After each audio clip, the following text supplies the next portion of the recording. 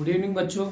आज के इस वीडियो में मैं आपको कक्षा 11वीं का एक बहुत इम्पॉर्टेंट टॉपिक बताने जा रहा हूँ, प्रक्षेप गति। प्रक्षेप गति में चार करीब बहुत इम्पॉर्टेंट क्वेश्चन है और ये एक ऐसा अध्याय है जिसमें हम द्विमीय गति में और किस प्रकार से गतियाँ शामिल हैं, उसमें प्रक्षेप गति भी शामिल है। प्रक्षेप गति किस प्रकार से होती है, बहुत सारे हमको दैनिक जीवन में उदाहरण भी मिल जाएंगे प्रक्षेप गति के। जैसे कि हम पत्थर को पेड़ पर मारते हैं फल तोड़ने के लिए, तो पत्थर जिस प्रकार से ऊपर जाता है पेड़ पर, ये प्रक्षेप गति का एक प्रकार है। या हम अपने छत से किसी चीज को फेंकते हैं, तो जो इसका ये फेंकने पर जो इसका आकार बनता है जमीन पर गिरने में, तो ये प्रक्षेप गति का ही उदाहरण है। ठीक है, ये सब द्विमीय गति में आते हैं। अगर हम जमीन से, जैसे कि क्रिकेट में बैट्समैन, बॉलर ने बॉल फेंका और बैट्समैन ने बॉल मारा, तो ये बॉल भी जो जाती है ये भी प्रक्षेप गति के अंतर्गत आता है। तोप से गोले को दागते हैं, तो ये जो गोला गति करते हुए जाता है, ये भी ऐसे प्रक्षेप गति ही करता हुआ जाता है। इसका जो मार्ग है, प्रक्षेप गति में जो मार्ग बनता है, ये मार्ग बनता है कैसा, परवलयाकार। इसको इंग्लिश में बोलते हैं पैराबोलिक।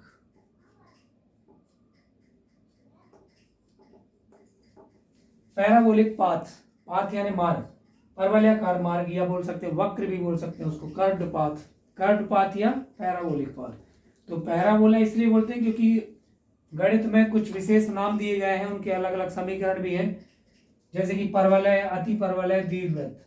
तो दीर्घवृत्त जो होता है जैसे अंडाकार होता है, जैसे सूर्य के चारों ओर सभी ग्रह चक्कर लगाते हैं, किस कक्षा में, दीर्घवृत्तीय कक्षा में। इसको बोलते हैं इंग्लिश में एलिप्टिकल पाथ, दीर्घवृत्तीय पाथ, परवलय पैराबोलिक पाथ। जो पहाड़ होते हैं, पर्वत होते हैं, ये इन्हीं से नाम लिए गए। ये कैसे होते हैं, परवलयाकार, पैराबोलिक। ठीक है, तो जब ऐसा मार्ग बनता है तो उसके लिए भी गणित में अलग अलग सूत्र हैं। तो मैं वो सूत्र पहले बता देता हूं आपको कि अगर किसी ऊंचाई से, चाहे छत से या किसी टावर से किसी वस्तु को फेंका जाए, क्षैतिज फेंकते हैं, तो क्या क्षैतिज ऐसे जाता रहता है क्या, नहीं जाता रहेगा।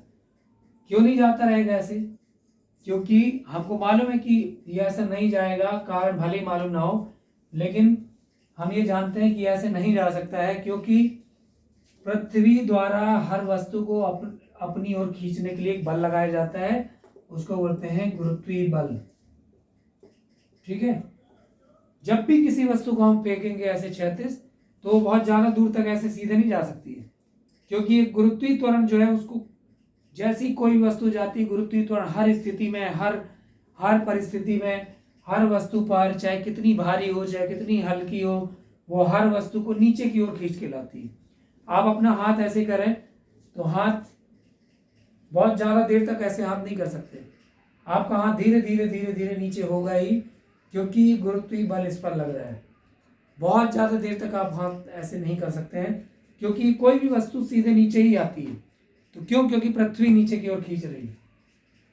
लेकिन जहां गुरुत्वीय बल नहीं लगता है, जैसे अंतरिक्ष में, वहां पे कोई भी वस्तु को आप छोड़ देंगे तो वो किसी भी स्थिति में तैरती रहेगी। पानी की बोतल को आप, बोतल का ढक्कन खोलें तो पानी सीधा धार के रूप में नीचे गिरता है। लेकिन जहां गुरुत्वीय बल नहीं है, जहां जीरो गुरुत्वाकर्षण बल, जैसे कि अंतरिक्ष में, पृथ्वी के गुरुत्वीय क्षेत्र के आप बाहर जाएं, तो जो भी अंतरिक्ष यात्री गुरुत्वीय क्षेत्र के बाहर जाते हैं, उनका शरीर जो है वो हो जाता, उसका जो भार है वो जीरो हो जाता है। वो अंतरिक्ष यान में यहाँ से बैठ कर जाते हैं, लेकिन वहां जैसे ही गुरुत्वीय क्षेत्र के बाहर निकले, वैसे ही उनका शरीर जो है वो हवा में तैरता है। हवा में भी क्या, वहां हवा ही नहीं है, वो वैक्यूम है। वो वैक्यूम यानी निर्वात है, अर्थात वहां पर कोई गुरुत्वाकर्षण बल नहीं है, कोई वायु नहीं है, वो एक रिक्त स्थान है केवल। ठीक है, उसको बोलते हैं भारहीनता की स्थिति, भारहीनता, वेटलेसनेस कहते हैं उसको। अर्थात भार शून्य होना। तो चलो अपन टॉपिक पे आते हैं। पहले तो गुरुत्वाकर्षण आया था इसलिए मैंने समझा दिया। अगर आपने इस पिंड को ऐसे फेंका है तो ये बिल्कुल सीधा ऐसे नहीं जाते रहेगा क्षैतिज। क्यों? क्योंकि पृथ्वी का गुरुत्वीय बल जो है वो गुरुत्वीय त्वरण उत्पन्न करता है उस वस्तु पर, जिससे उस वस्तु का जो पाथ है वो ऐसे हो जाएगा। और एक नियमित रूप से ऐसा होगा, ऐसा भी नहीं है कि वो यहां से गुरुत्वीय त्वरण लगने लगा है तो अचानक से ये ऐसे सीधे नीचे आ जाएगा, ऐसा नहीं आ सकता। ये वक्राकार मार्ग, परवलयाकार मार्ग बनेगा ही। कहीं पे गुरुत्वीय त्वरण अचानक नहीं लगता है, वो भी उसका एक नियम है कि वो हाइट के हिसाब से उसका मान घटता है और बढ़ता है। तो ये ऐसे ही होता है ऐसा बात। ये है ये प्रक्षेप गति। प्रक्षेप गति का ये परवलयाकार मार्ग। प्रक्षेप गति की दो कंडीशन है। पहली कंडीशन ये हो गई कि किसी ऊंचाई से क्षैतिज दिशा में किसी पिंड को फेंके तो ये बनेगा मार्ग। तो ये पहली कंडीशन है प्रक्षेप गति की। दूसरी है कि पृथ्वी तल से फेंका जाए किसी पिंड को यहां से। जैसे कि हम मान सकते हैं क्रिकेट में जब बैट्समैन शॉट मारता है तो ये शॉट जो है ऐसे जाता है।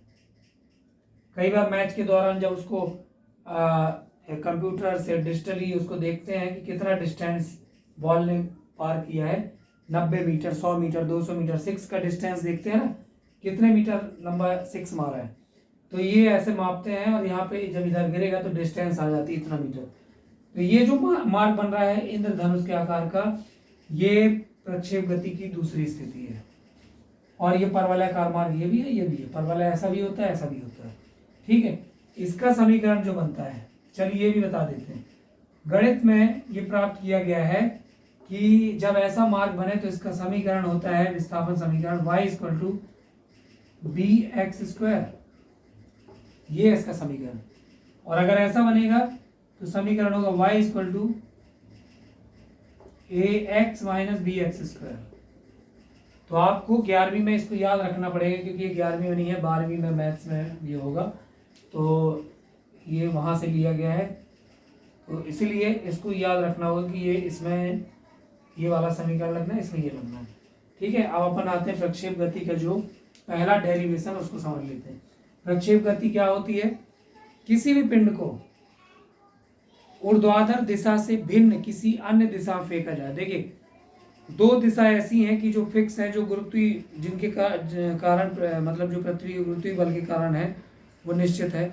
पृथ्वी किसी वस्तु को खींचती है अपनी तरफ गुरुत्वीय बल के कारण, और हर वस्तु ऊपर से नीचे एकदम सीधे गिरती है, बिल्कुल स्ट्रेट। तो वो जो दिशा है बिल्कुल सीधी दिशा, ऊपर से नीचे, थोड़ा तिरछा बन गया, बिल्कुल सीधा नीचे, ऐसा। कोई भी पिंड बिल्कुल सीधा नीचे जब गिरता है, किसके कारण गिरता है? गुरुत्वीय बल के कारण, F = mg के कारण। ये जो दिशा कहलाती है ऊपर से नीचे, या मान लो किसी को नीचे से ऊपर अगर फेंका गया है, तब भी ऊपर से नीचे या नीचे से ऊपर, इसको बोलते हैं हिंदी में ऊर्ध्वाधर, इंग्लिश में बोलते हैं वर्टिकल। ऊर्ध्वाधर, वर्टिकल, यानी लंबवत सीधा। ठीक है, ऊपर से नीचे, नीचे से ऊपर, तो ये कहलाता है ऊर्ध्वाधर।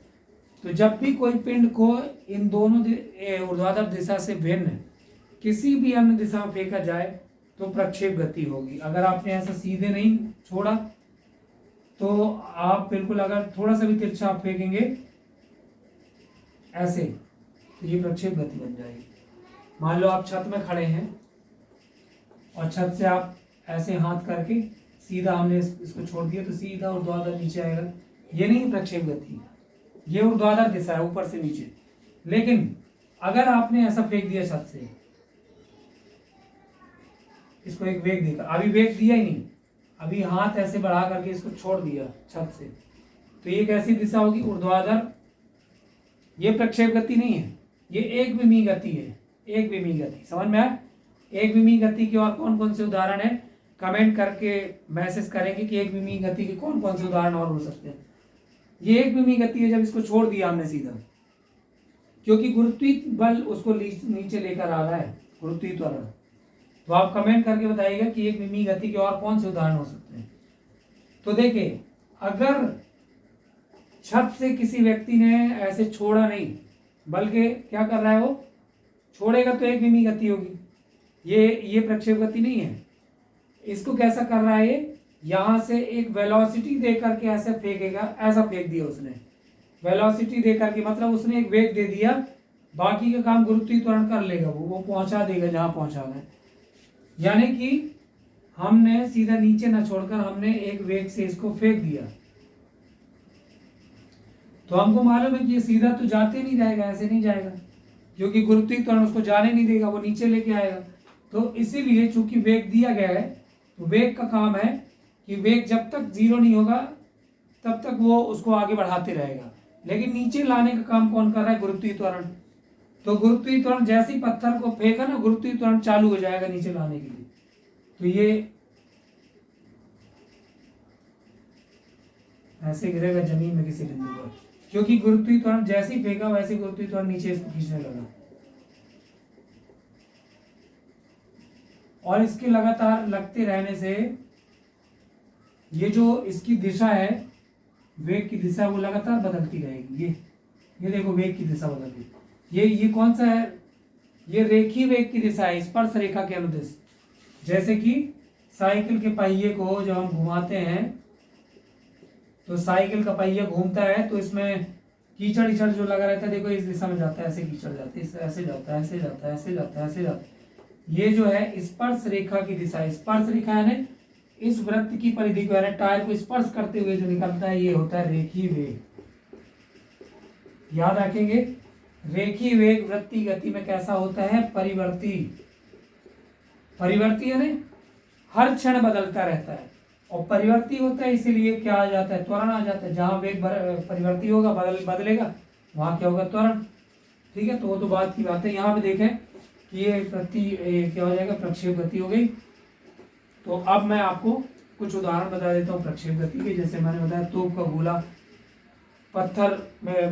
पत्थर को पेड़ पर मारने पर, वो भी प्रक्षेप गति।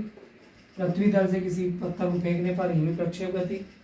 तो ये सब गतियां जो है वो कैसी गति हैं, द्विविमीय गति। ध्यान रखिएगा, बहुत इंपॉर्टेंट है ये।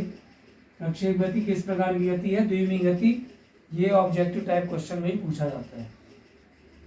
क्यों है द्विविमीय गति, क्योंकि जब आपने इसको ऐसे पत्थर को फेंका, तो यहाँ से देखने पर कोई यहाँ से फेंक रहा है सबसे किसी पत्थर को ऐसे, ये ऐसे मार्ग जो बन रहा है, हम यहाँ दूर खड़े होकर देख रहे हैं, तो हमको ये दिख रहा है कि ये है y अक्ष, ये है x अक्ष। तो x और y अक्ष जब बनता है तो वो किसके लिए बनता है, समतल के लिए। x और y समतल क्या बना, जैसे बोर्ड है, बोर्ड कैसा है, समतल है, क्योंकि ये y अक्ष है और ये x अक्ष। तो x और y जहां पे होते हैं वो क्या बनता है, समतल होता है। ठीक है, समतल मतलब द्विविमीय गति है।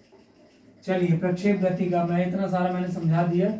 आप लोग वीडियो रिवाइंड करके देख लें कि मैंने जो चीज़ बताई है वो कॉन्सेप्ट है प्रक्षेप गति का, तभी व्यंजक समझ में आएगा, नहीं तो नहीं आएगा। प्रक्षेप गति की दो कंडीशन है, एक किसी मीनार या टावर या छत से क्षैतिज दिशा में फेंके गए पिंड की गति, और दूसरा पृथ्वी तल से किसी कोण से फेंके गए पिंड की गति। पहला वाला क्वेश्चन करना है हमको। क्वेश्चन आता है, सिद्ध कीजिए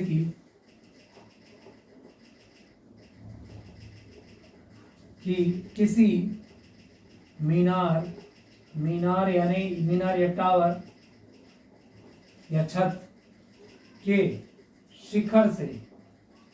शिखर यानी उच्चतम बिंदु, शिखर से क्षैतिज दिशा में प्रक्षेपित पिंड का मार्ग परवलयाकार होता है।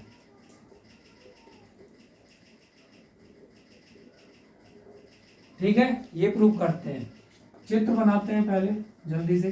ये एक टावर, मीनार या छत भी हो सकता है। यहाँ पे इसकी ऊंचाई हम मान लेते हैं y मीटर ऊंचाई। इसका जो बेस है वो है O, इसका शिखर बिंदु है P। यहाँ से क्षैतिज ux वेग से फेंका गया पिंड को। ठीक है, और ये ऐसे प्रक्षेप गति करते हुए यहाँ पे आके गिरेगा। ये बिंदु Q पर गिरा पृथ्वी पर, ये है x अक्ष, और यहाँ से ये जो दूरी है वो है x, स्मॉल x। ठीक,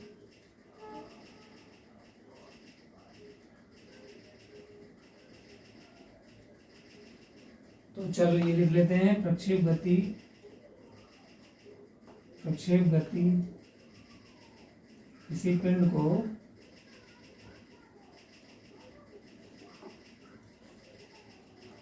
y मीटर ऊंची मीनार के शिखर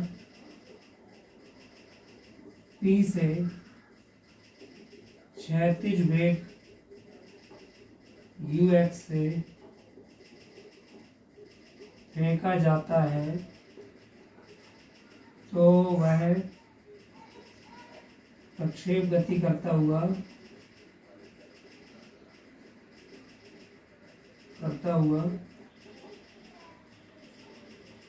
पृथ्वी पर बिंदु Q पर गिरता है।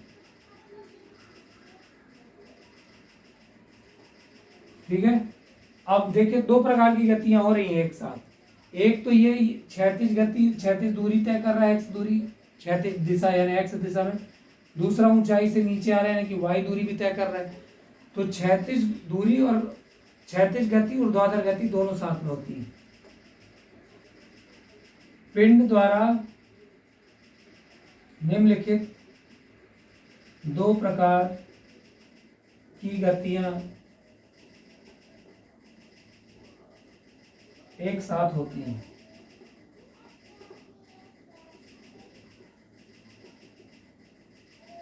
पहला क्षैतिज गति यानी x दिशा में, दूसरा ऊर्ध्वाधर गति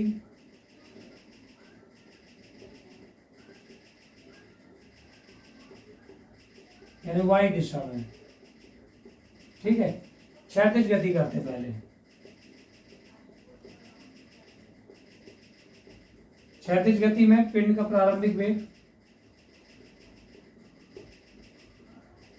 वीडियो थोड़ा ज़्यादा बड़ा हो गया इसलिए मैं अब जल्दी बता रहा हूँ आपको, ज़्यादा थ्योरी में नहीं लिखता। पिंड का प्रारंभिक वेग ux बराबर u, त्वरण है क्या? नहीं है, ax बराबर 0, त्वरण है ही नहीं है। हम किसी पिंड को फेंकना चाहते हैं कि हम छत से कुछ दूरी तक फेंक दें उसको, तो प्रक्षेप गति होगी, वही है प्रक्षेप गति। लेकिन क्या हमने त्वरण दिया? नहीं दिया, हम केवल उसको फेंक देते हैं, बस हो गया हमारा काम खत्म। हमने क्या दिया? केवल वेग। हमने क्षैतिज दिशा में त्वरण दिया ही नहीं है। त्वरण तो कहाँ है? ऊर्ध्वाधर दिशा में है, नीचे की ओर, y की दिशा में, वो बाद में आएगा। क्षैतिज दिशा में त्वरण नहीं है, 0 है, वो केवल वेग है। तथा t सेकेंड में विस्थापन s is equal to x। देखो क्षैतिज दिशा में विस्थापन कितना है? x है, तो ये लिख दिया हमने। तो गति के द्वितीय समीकरण से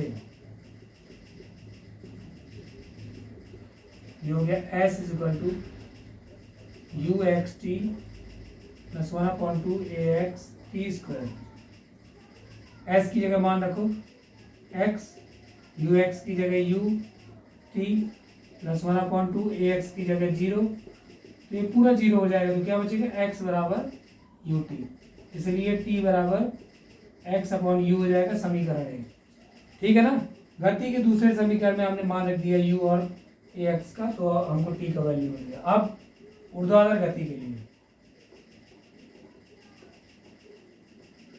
इसमें देखो पिंड का प्रारंभिक वेग है क्या? नहीं है, u y बराबर 0। y की दिशा में कोई वेग नहीं दिया हमने, ध्यान से समझिएगा। ये क्वेश्चन इंपॉर्टेंट बहुत है लेकिन कठिन नहीं है, आपको चित्र में ही समझना है। हमने उसको क्षैतिज वेग देकर फेंका, यानी केवल वेग है, त्वरण 0 है। तो देखो यहाँ वेग है, यहाँ त्वरण 0। ऊर्ध्वाधर गति में हमने उस पिंड को जब फेंका तो वेग y की दिशा में वेग नहीं है, ध्यान दीजिए, y की दिशा में वेग है ही नहीं है। क्योंकि अगर हम किसी पिंड को y की दिशा में अर्थात ऊर्ध्वाधर नीचे गिराना चाहें, तो आप छत से कोई चीज को नीचे फेंकना चाहते हो तो आपको केवल छोड़ना पड़ेगा, बस आप उसको छोड़ देंगे, नीचे चला जाएगा ना, अर्थात वेग देने की जरूरत नहीं है। तो y की दिशा में वेग देने की जरूरत है ही नहीं है। वेग तो तब देते हैं जब किसी चीज को पहुंचाना हो। तो कुएं में बाल्टी नीचे छोड़ना है तो बाल्टी को ऐसे फेंकते थोड़ी है, तो रस्सी को ढीला कर देंगे, अपने आप बाल्टी नीचे जाएगी। कौन लेके जाएगा? गुरुत्वीय त्वरण लेके जाएगा। तो यहाँ केवल गुरुत्वीय त्वरण है, वेग 0 है। त्वरण ए वाई बराबर जी। देखो ध्यान से देखो, क्षैतिज गति में वेग है, त्वरण 0 है, क्योंकि हमने फेंक दिया है, हम त्वरण नहीं दे रहे हैं, केवल वेग दे रहे हैं। तो देखो यहाँ वेग है, त्वरण 0। और इसमें देखो ऊर्ध्वाधर गति में मैंने बताया कि पिंड को नीचे भेजने के लिए फेंकने की जरूरत नहीं है, तो इसलिए वेग 0 है। हाँ त्वरण है, त्वरण पहले से लग रहा है गुरुत्वीय त्वरण, इसलिए जी लिखा हुआ है। तो ध्यान रखना, पूरा व्यंजक समझ में आ जाएगा अगर ये ध्यान रख लिए। यहाँ वेग है, त्वरण 0 है, यहाँ पे वेग 0 है, त्वरण है, तथा विस्थापन S बराबर वाई। गति का दूसरा समीकरण S बराबर u y t plus 1/2 a y t square. वही समीकरण लगाना फिर से y के लिए। तो S की जगह y, u वाई की जगह 0 क्योंकि है ही नहीं है त्वरण, a वाई की जगह g टी स्क्वायर, y बराबर ये जो t का वैल्यू है x/u यहाँ पे रख दो, तो g/2 और ये x/u का whole square, y = g/2 u square x square. समीकरण 2 आ गया। इसकी तुलना करना है, समीकरण 2 की तुलना परवलय के मानक समीकरण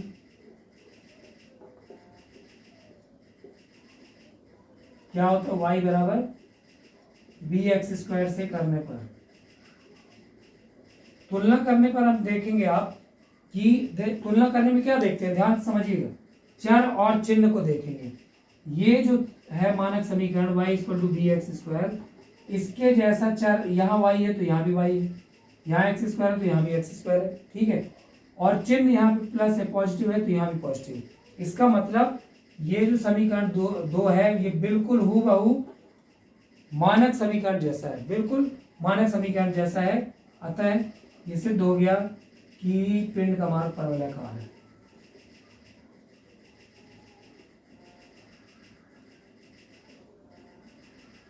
क्यों सिद्ध हो गया? क्योंकि ये परवलय का समीकरण है ना, तो जब ये इसके जैसा है मतलब पिंड का मार्ग परवलयाकार है। तो इस प्रकार से ये प्रूव हुआ। आप इस वीडियो को 1-2 बार रिवाइंड करके इस डेरिवेशन को कॉपी में लिख करके आप देखें, जो मैंने आपको बताया कि चित्र बना करके आप ये दोनों चीज़ों को याद रखना कि यहाँ पे क्षैतिज में वेग है लेकिन त्वरण 0, और यहाँ पे वेग 0 है, त्वरण g है। और क्यों 0 है, क्यों यहाँ पे 0 है, ये मैंने समझा दिया, आप वीडियो में देख लीजिएगा। अगले वीडियो को हम कल अपलोड करेंगे, प्रक्षेप गति के 2 व्यंजक और मैं अपलोड करूँगा, तो कल आप तैयार रहिएगा। और जिसने चैनल सब्सक्राइब नहीं किया तो प्लीज़ सब्सक्राइब करें, और आपके साथी जो जिनको समझ में नहीं आता तो उनको भी आप शेयर करें ताकि उनको भी उसका फ़ायदा हो। Thank you.